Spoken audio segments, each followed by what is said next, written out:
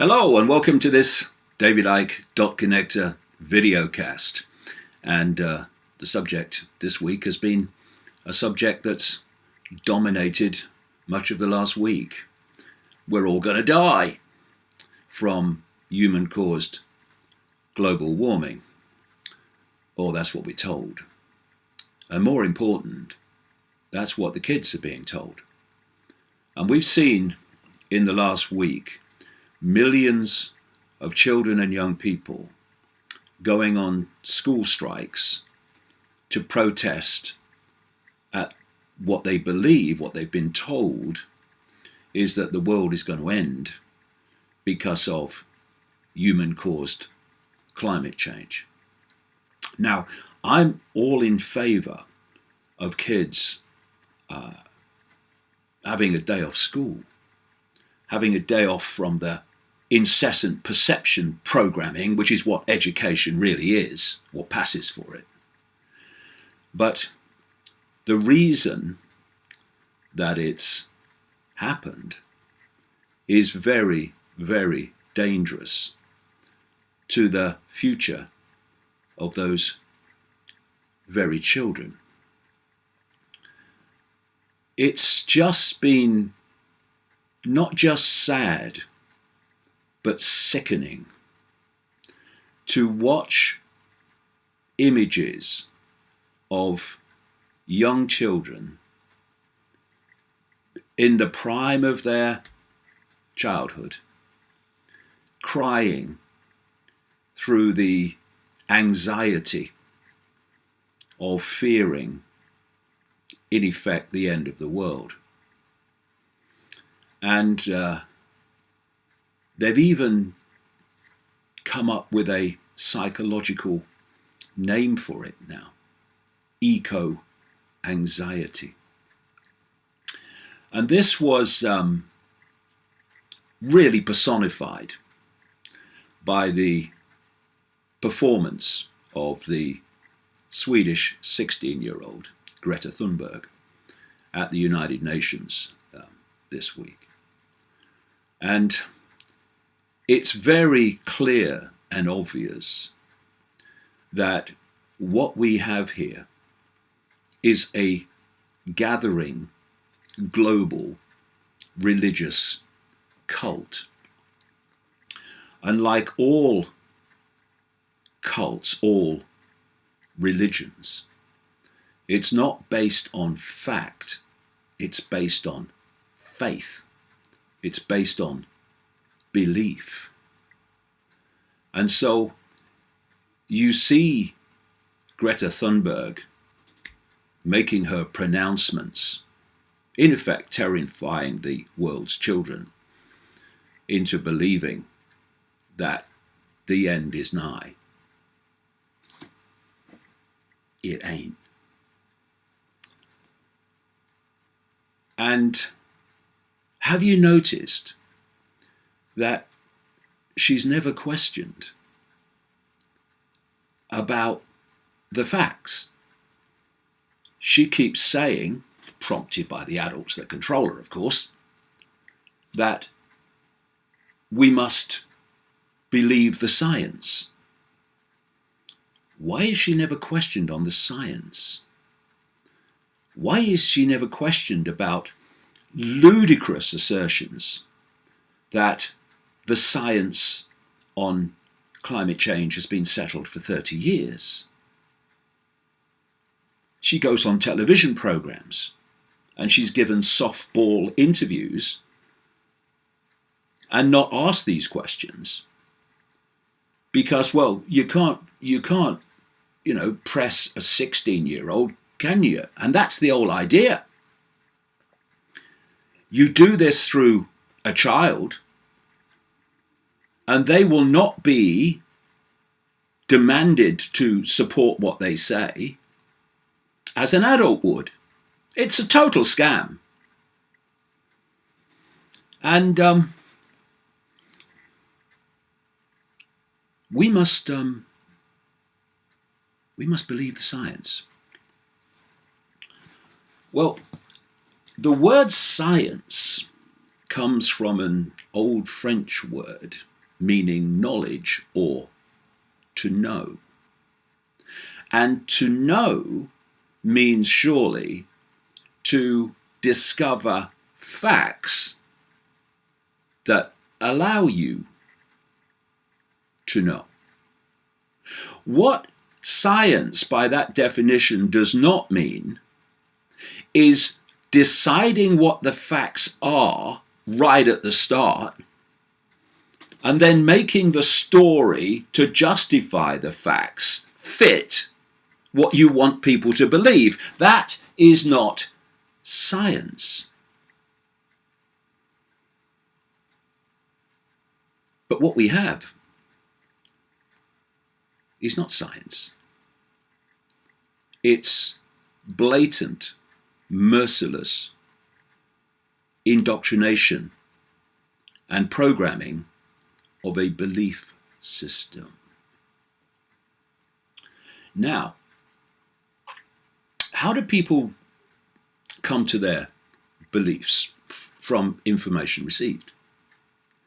And therefore, if you only hear one expression of information, then that's going to skew what you believe because it's all you've ever heard. Why do most Muslims come from Muslim families? Why do most followers of Judaism come from Jewish families? Why do most followers of Christianity, like in the southern states of America, come from Christian families? Because it's all they've ever heard. And because this death cult that I've been exposing for 30 years not only has control of the education, but set up the whole system from the start, they have control day after day after day of what children and young people are hearing. And so now generations have been programmed into believing in human-caused climate change and the coming Armageddon, because that is basically all they've ever heard. And then you look at some of the people that have been pushing this hoax, like Al Gore. Al bloody Gore, Vice President to Bill Clinton. You don't get that job unless you are a purveyor of mendacity. In other words, you know when Al Gore is lying because his bloody lips are moving. And he's the guy that's fronted all this up from the start, made a fortune, by the way, out of people believing in what he says, not least through carbon trading and all this stuff. So, Greta Thunberg says, look at the science. Well, let's look at a bit of the science that she will not have looked at. I've got just a few books here. Here's one. This one. It's by an academic who has specialized in climatology, Dr. Tim Ball. His book is called Human-Caused Global Warming, the Biggest Deception in History. Worth reading that, Greta. Next one. This, by Susan Crockford. Susan Crockford, again, is an academic, a zoologist, who has specialized in looking at the story, the global warming story, claims surrounding polar bears. And, well, there it is. The polar bear catastrophe that never happened. Polar bears' numbers are stable or rising. They are overwhelmingly thriving, she says. Here's another one by a meteorologist called Joe Bastardi, The Climate Chronicles. And what Joe does, he admits himself he's a weather nerd and has been since he was a kid, poring over weather records and stuff like that. And what he shows in this book is all these things that are currently blamed on human-caused climate change in terms of weather events have actually been happening all along, and there are certain cycles that cause them, nothing to do with global warming or carbon dioxide. Here's just one passage where he's saying this. First of all, major US dry periods. Oh, there's a drought, it's global warming. First of all, major US dry periods are a product of a cooling tropical Pacific.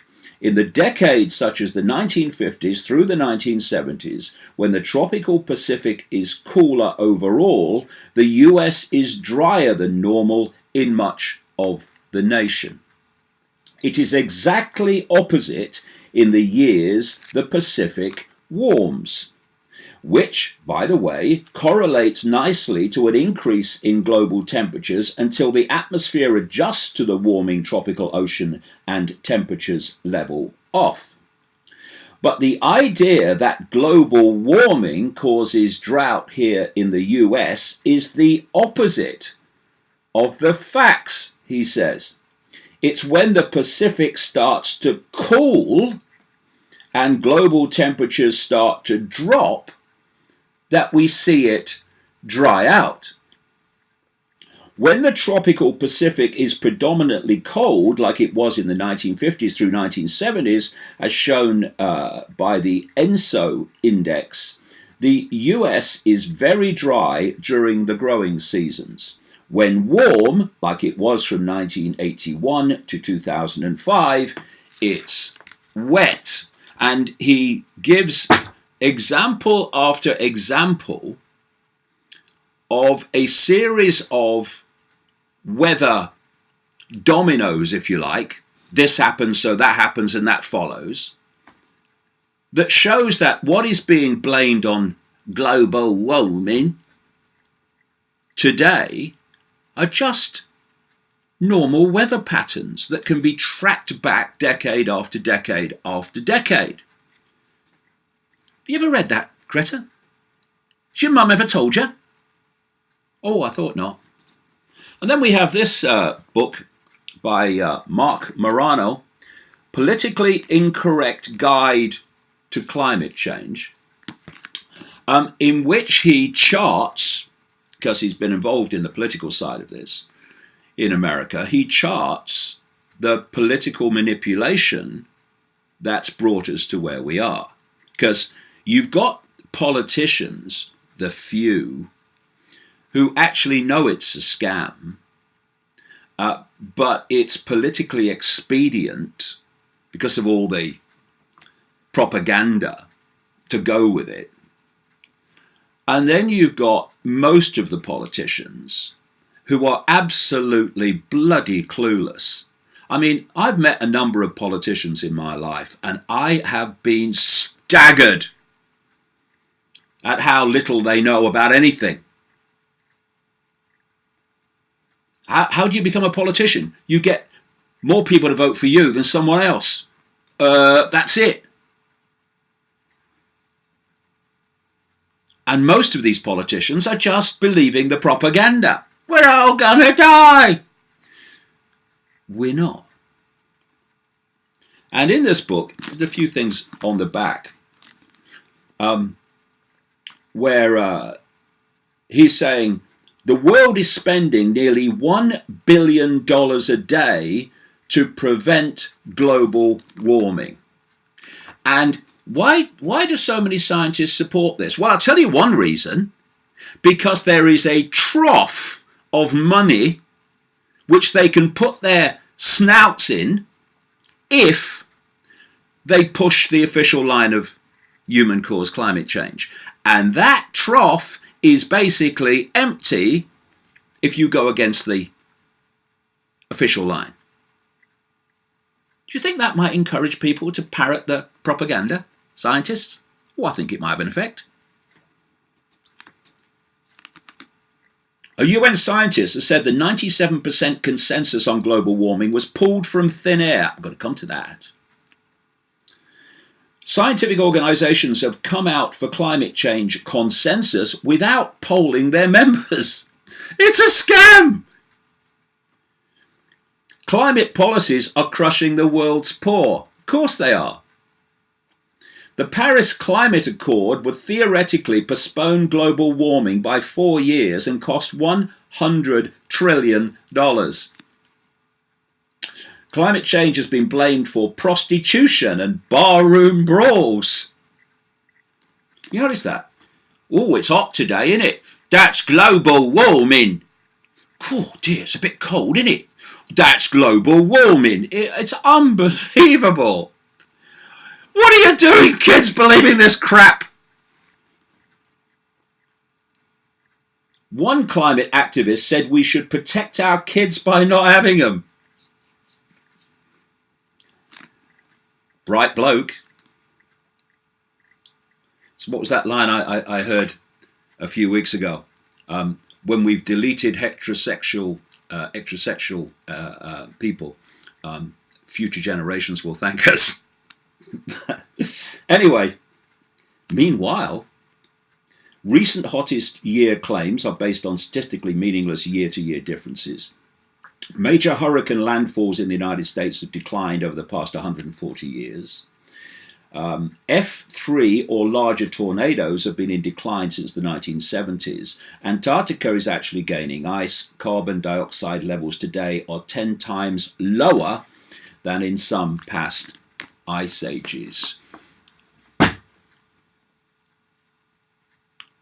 Temperatures were higher than they are today 1,000 years ago. What caused that? Turbocharged handcarts? Turbocharged ploughs? Extraordinary. Anyway, it's like George Carlin, the late great American comedian, said about the American dream. He said they call it the American dream because you have to be asleep to believe it. And you have to be asleep to believe the nonsense that is indoctrinating and terrifying the world's children and taking away their childhoods for many of them because they're so terrified of what they're told is coming. So,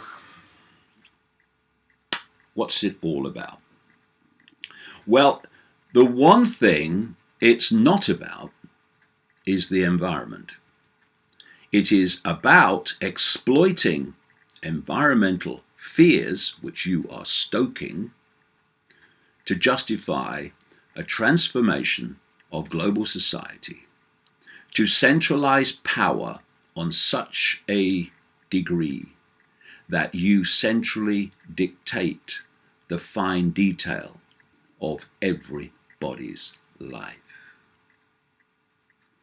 And if you go back, I've written about this extensively over the years. In the latter part of the 19th century, a secret society was created in Britain called the Round Table. It was funded by the Rothschilds. And the first head of it was a guy called Cecil Rhodes, who plundered southern Africa for the Rothschilds, the diamonds, the gold, etc. And it then started spawning, this Round Table, satellite groups to manipulate the secret society's agenda in different areas. For instance, in 1921, the Round Table created in the United States something called the Council on Foreign Relations, which has been driving to such a large extent American foreign policy ever since. It created the Bilderberg Group in 1954, which is an organization that gathers together people from different countries and different areas of society to push a common agenda. Another one's called the Trilateral Commission, also set up in America by the House of Rothschild, David Rockefeller, and a bloke called Zbigniew Brzezinski, who was an operative in this whole web of deceit, this global web of deceit. But crucial to the subject here today was that the secret society, the Round Table, created in 1968 a group called the Club of Rome. And the Club of Rome was specifically set up to use the environment to justify the global transformation and centralization of power that this secret society and its offshoots demanded and are pursuing. And you look at the Club of Rome, we must protect the environment. Yeah, I agree, yeah. Where it's justified. So why was the Club of Rome set up by what we call today the 1%? Why was it set up by industrialists like a founder called Aurelio Pecci? Why was the guy who drove it on, Maurice Strong, Canadian, why was he a oil billionaire who fronted up the Rio de Janeiro Earth Summit conference in 1992, which basically started this process really moving? Why? Because what this is all about is transforming human society, nationally and globally, into a Marxist tyranny. And I'll tell you what I mean by that. Why would billionaires and the 1% want a Marxist tyranny? Well, because Marxism is not what we're told it is. Communism is not what we're told it is. You see, you've got capitalism, which is what we associate with the 1%. And what is that? Capitalism is to so concentrate wealth that you concentrate power. And through the concentration of wealth, you dictate choice, who has it and who doesn't. In other words, who has money and who doesn't dictates their choice, which is what? What is choice? It's freedom. It's the foundation of freedom. The more choice you have, the more freedom you have. And vice versa. And so that's the establishment. It's capitalism.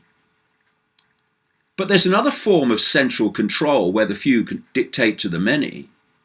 And it's called Marxism and communism and the don't scare the children version called socialism.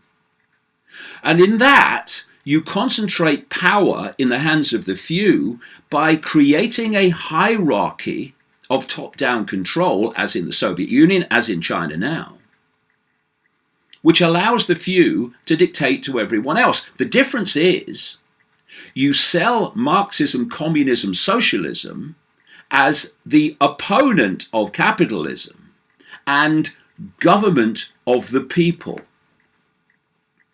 And when you look at how Marxism works, the techniques of operation, techniques of transformation, it's looking to play groups off against each other, which is what's happening now with this identity politics. That's all classic Marxism. Create groups and then set them at war with each other and set those groups in totality against the rest of the population. But also what Marxism is looking for excuses to centralize power. And so if you want to centralize power globally, and that's what I've been pointing out for 30 years, is what this is all about, then you need a global problem or the perception of one to which you can offer global centralized solutions. And what's better than the planet's going to die unless we centralize power and dictate the fine detail of your life? That is what it's all about. And you know who's going to get this in its most extreme form? The children currently demanding that to happen to save the world. It's a scam.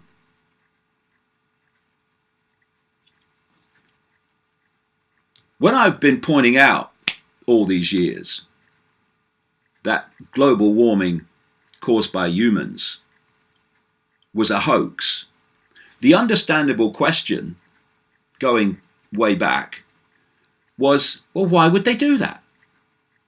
Why would they hoax something like human-caused global warming? What's the point? Well, this is the point.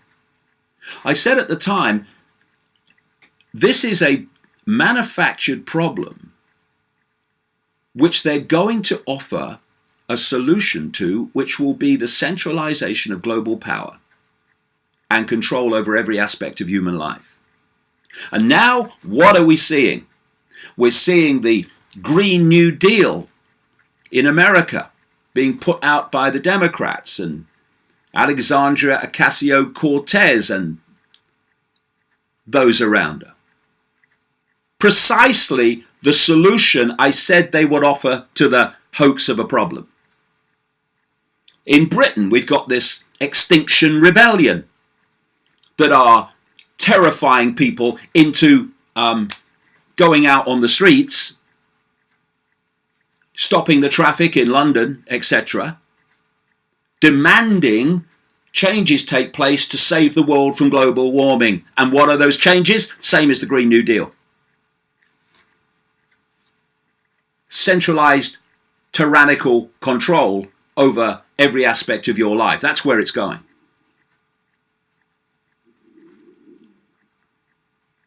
And so we have Alexandria Ocasio-Cortez, this New York congresswoman, saying that we have 12 years to save the planet. Of course, other predictions of how long we've had have been made in the past, and they've been passed, and funnily enough, we're still here. But no, we've got 12 years to save the world from global warming. What's that going to do to the kids? Eh? Ms. Ocasio-Cortez? Ever thought about that? But 12 years. 12 years takes us to around 2030, right? Funny that. Because there is a United Nations operation called Agenda 2030, which proposes to take over control of every aspect of human life to save the world from climate change overwhelmingly. And it's using that year again, 2030. Then you have people like the Google executive, Ray Kurzweil, who is pointing out that around the same year, 2030, humans will start to have their brains connected to artificial intelligence. And artificial intelligence will then become the human mind. Is all this a coincidence? You must be joking. So, around 2030, kids today are going to be well moving into adulthood. And so you've got to get them first. You've got to get them indoctrinated by the time they become adults so that they will be putty in your hands. So you terrify them. You terrify them into demanding that they give their freedoms away, and everyone else gives their freedoms away. Have you noticed how these banners that some of these young people are holding are talking about, we're the ones that are going to face this, not you old people. Pull the older people away from the young. Create that divide. That's all part of this. And why do they want the young not to listen to older people? Because we've been around a lot longer. We've seen a lot of things that they're yet to see but will. And thus we must be silenced. And only the propaganda must be heard. And what you don't, of course, tell these young people is that carbon dioxide, CO2, is the gas of life. Without it, we'd all be dead. It's what vegetation, plants, trees feed off. And for goodness sake, don't emphasize the fact that 90% plus of so-called greenhouse gases are water vapor and clouds. What are we going to do? Ban condensation? CO2 is a tiny smear of greenhouse gases, and most of that CO2 is naturally generated. This is a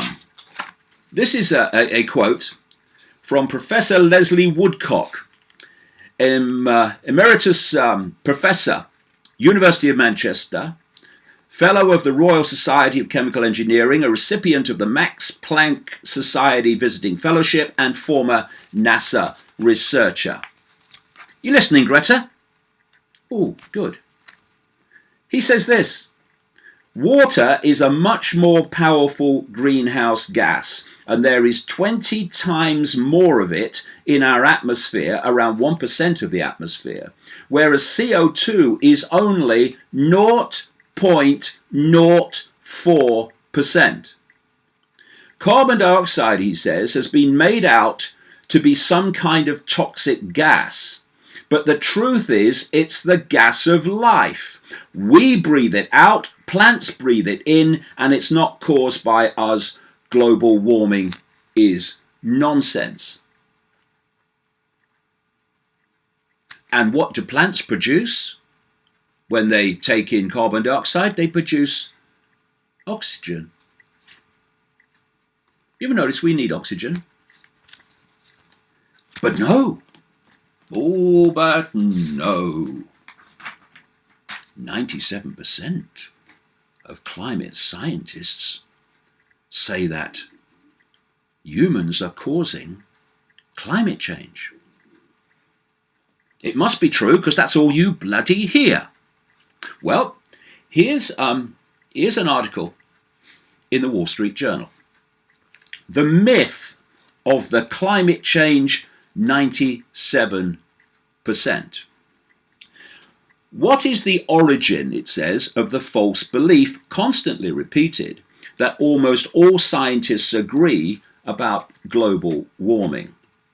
The assertion that 97% of scientists believe that climate change is man-made, an urgent problem, is a fiction, it says. The so-called consensus comes from a handful of surveys and abstract counting exercises that have been contradicted by more reliable research. Another widely cited, it cites many instances of this, but it says here, another widely cited source of the consensus view is a 2009 article by Maggie Kendall Zimmerman, a student at the University of Illinois, and her master's thesis advisor, Peter Duran. It reported the results of a 2-question online survey of selected scientists. Mr. Duran and Ms. Zimmerman claimed 97% of climate scientists agree that global temperatures have risen and that humans are a significant contributing factor. The survey's questions don't reveal much of interest, it says.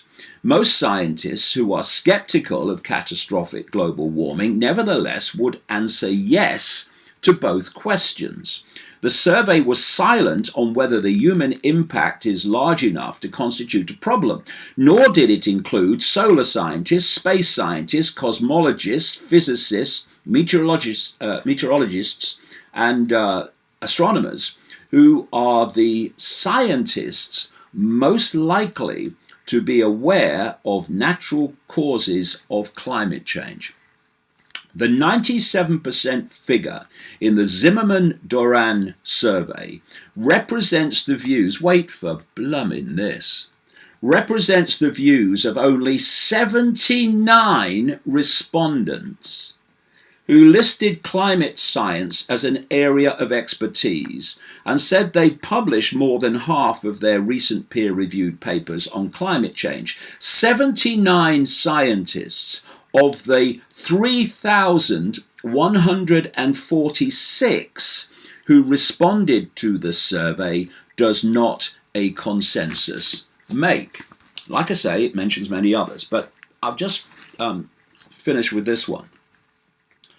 In 2013, John Cook, an Australia-based blogger, and some of his friends reviewed abstracts of peer-reviewed papers published from 1991 to 2011. Mr. Cook reported that 97% of those who stated a position, explicitly or implicitly, suggest that human activity is responsible for some warming. His findings were published in environmental research letters, but Mr. Cook's work was quickly debunked. In Science and Education in August 2013, for example, David Legates, a professor of geography at the University of Delaware and a former director of its Center for Climatic Research, and 3 co-authors, reviewed the same papers as did Mr. Cook, and found only, takes a breath, sits back, can't believe it, found only 41 papers, 0.3% of all 11,944 abstracts, or 1% of the 4,014 expressing an opinion, 1% and 0.3%, and not the 97.1% had been found to endorse the claim that human activity is causing most of the current warming. Elsewhere, it finishes, or I'll finish. Elsewhere, climate scientists whose research questions the alleged consensus protested that Mr. Cook ignored or misrepresented their work. And it's not difficult, is it, if you want to push a certain line? You quote the scientists, however few they may be, that are supporting that line, and you simply ignore those who are not. And on this basis, we are destroying childhoods through this eco-anxiety. People are not having children because they don't want to bring them in a world that's about to end. And we're seeing the transformation of global society on Marxist lines increasingly, or demands for it, on the basis of this crap. And have you noticed they never mention the sun? I don't know if you've noticed that when the sun comes out, it tends to get warmer. Have you noticed that? But the cycles of the sun, whether they're pounding out more or less energetic discharges, thus generating more heat, is not talked about. And yet, here we have Bill Gates, a man I personally wouldn't trust to tell me the date in the calendar factory, who wants to spray the atmosphere to block out the sun. So you're saying the sun's something to do with the heat then? And of course, what he wants to spray has been called in the alternative media since the 1990s chemtrails. Now they're coming out and saying, well, yeah, chemtrails, it's a conspiracy theory. But now we're going to admit we're doing it, but we're going to give you an excuse for why we're doing it, which is saving the bloody world.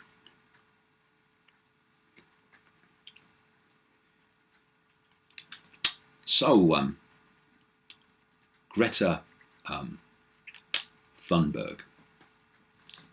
I feel sorry for her. I think she's being abused mercilessly. And isn't it funny that you're a kid in Sweden and almost overnight, it seems, you're talking to the 1% at the Davos summit, you're talking to the UN, you're in the media all over the world, pushing a line that this elite wants people to believe in. And you cross the Atlantic in a massive stunt in a yacht, which is connected to the Monaco royal family and to the House of Rothschild. And here's a story relating to some background to Greta Thunberg and those that control her, which is the real point. That's why you've got to feel sorry for the kid. George Soros is backing Greta Thunberg. Excuse me. Breathe, Dave. I'm so shocked. Are you shocked? Oh, gee, no. George Soros, who's funding these progressive groups pushing for Marxism all over the world, is backing Greta Thunberg? Who'd have thought it? Anyway, this is the story. Behind the world-famous 16-year-old climate activist, there is a liberal, last thing he is, oligarch, and a globalist movement. Greta Thunberg has become world-renowned because of her fight against climate change and lower temperatures on Earth. It all started in 2018, when she began a school strike on her own, standing outside the Swedish parliament with different placards trying to shape opinion and get young people to join. The Swedish media, mainstream media, quickly picked up her one-girl mission against climate change and wrote several articles about her. Soon enough, Thunberg met the Pope, spoke in front of the United Nations, and has even been nominated for the Nobel Peace Prize. I wouldn't take that too seriously, Greta, because Obama got that, and so did Kissinger. The once lonely 15-year-old has become world famous, more or less overnight. Ooh, that's not contrived then, is it? When international mainstream media started reporting about her 15-day-long school strike, Greta Thunberg is now 16 years old and the daughter of famous opera singer and left liberal activist Marlena Ernman, who in the background has helped her daughter get started. You do surprise me. Thunberg soon also got her own coach, a well-known climate activist from Germany by the name of Louisa Marie Neubauer. What is the likelihood, the article asks, of a young girl who starts a school strike outside the Swedish parliament, getting school children from all over the world to join her cause and fight against climate change? And how often do 16-year-olds have their own coaches? Louisa Marie Neubauer, who has been captured on a numerous images and videos together with Greta, when the two direct climate change protests all over the world, belongs to an organization called the One Foundation. It has several well-known wealthy financiers, including Bono, don't start me, as well as Bill and Melinda Gates, staggered. And an even more striking name is that of the multi-millionaire oligarch George Soros, notorious for his currency speculation and maybe even more prominent as the father of the global radical left liberal brackets progressive, not liberal, lobby and activist network Open Society, supporting thousands of NGOs. The idea that Greta Thunberg just spontaneously started all this and everything that's happened since is just a coincidence is utterly insane. So what about this yacht that went across the Atlantic? Swedish climate activist Greta Thunberg will sail across the Atlantic by boat to attend 2 climate conferences, but the teenager's carbon-neutral odyssey reveals the disregard, even contempt, absolutely contempt, the elite have for the rest of us. So this yacht, called the Militia 2, was captained by renowned yachtsman Boris Herrmann and Pierre Kaziragi, maybe that's right, I don't know, that's how it's spelled, grandson, I don't follow royalty, see, grandson of Monaco's late Prince Rainier III and actress Grace Kelly. The boat, too, was once named the Edmund de Rothschild, after the financial baron and founder of a fleet of racing yachts. Its construction cost upwards of €4 million. Us common folk, the article says, don't have access to vessels like the Militia 2. Thunberg's utopia, or in that utopia, we'd have to row.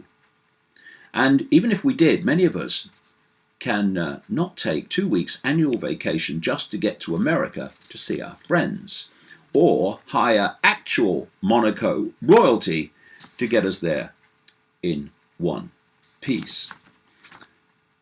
The Rothschilds are, of course, involved in this. Of course they are. They were involved in the 1992 Earth Summit along with the Rockefellers and Maurice Strong. And of course one of the people that was very prominent in the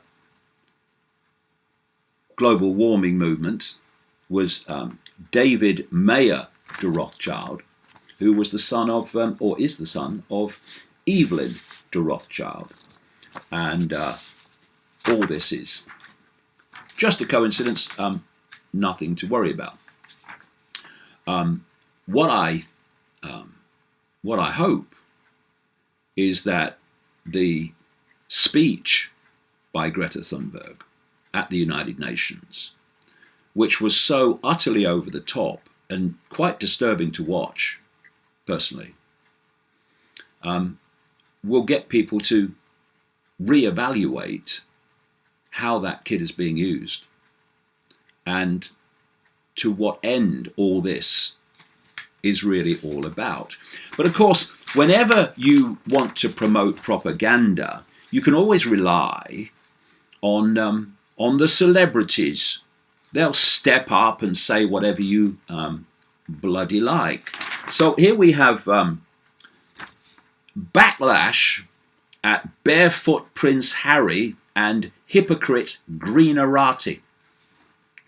Eco-warrior elite who turned up at secret climate change Google camp. Google, absolutely massively central to this global manipulation.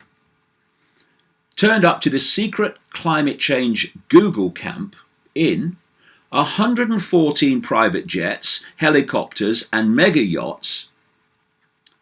And it talks about they were mocked for leaving their own carbon footprint. It's like Al Gore. He's got a carbon footprint the size of Godzilla. A host of A-list celebrities faced an angry backlash today after they travelled to a climate change conference in Italy in a fleet of supercars, expensive yachts, and more than 100 private jets. Guests at the secretive Google camp were accused of hypocrisy. Really? After they gathered this week to discuss the environment while leaving a considerable carbon footprint of their own. Prince Harry is understood to have given a passionate, barefoot speech about saving the planet. And of course, when he'd finished in his barefoot speech, he put his shoes back on and trotted out to his private jet. And then you've got Leonardo DiCaprio, who flies to receive environmental awards in a private jet.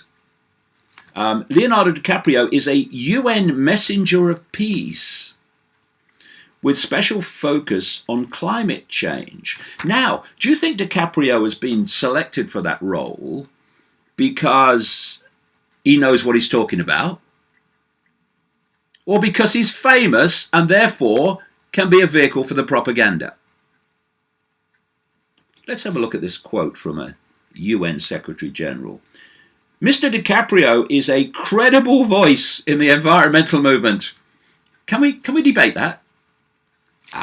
But wait, and has a considerable platform to amplify its message.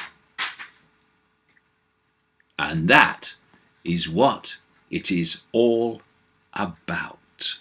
Propaganda, indoctrination, especially of the young.